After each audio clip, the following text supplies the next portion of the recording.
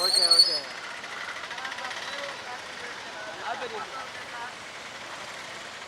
ఏమన్నా ఎట్టకేలకు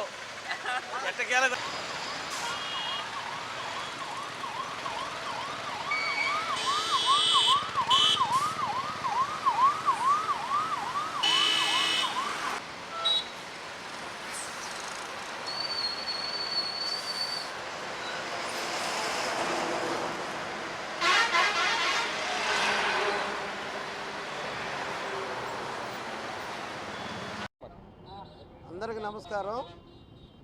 డాక్టర్ పొంగూరు నారాయణ గారికి ఉదయం మాకు ఒక తీపి కబురు చెప్పాడు.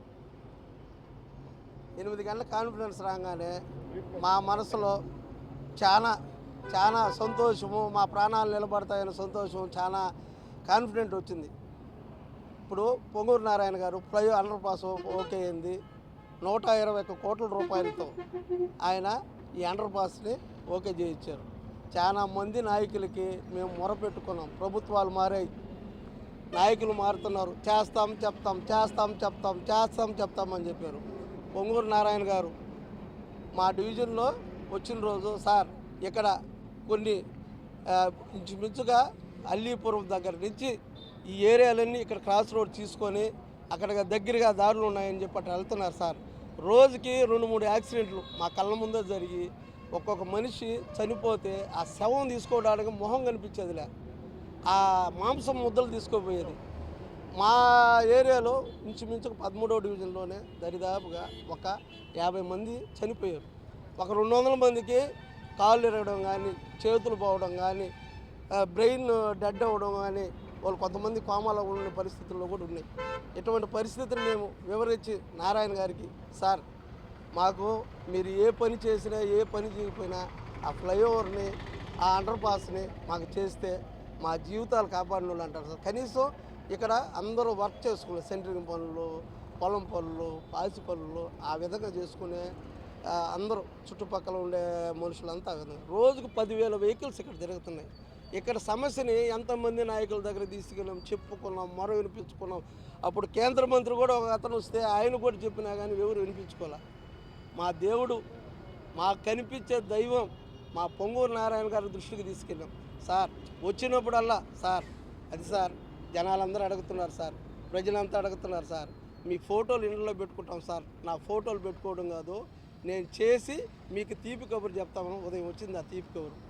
ఇప్పుడు మేము చాలా సేఫ్ సైడ్ ఉన్నాం. ఆటో కార్మికులు అయితే పాపం హైవే నుంచి నెల్లూరులోకి వెళ్ళడం కానీ, నెల్లూరు నుంచి చింతారెడ్డిపాలెం రోడ్లో రావడం కానీ, వాళ్ళు వచ్చేటప్పుడు ఎంతమంది ఆటో కార్మికులు చనిపోయారు. వాళ్ళు ఎక్కువ ఉంటే మా ఊరు సంబంధించిన వాళ్ళు ఒకే దగ్గర ఒకే రోజు 4 చనిపోయారు.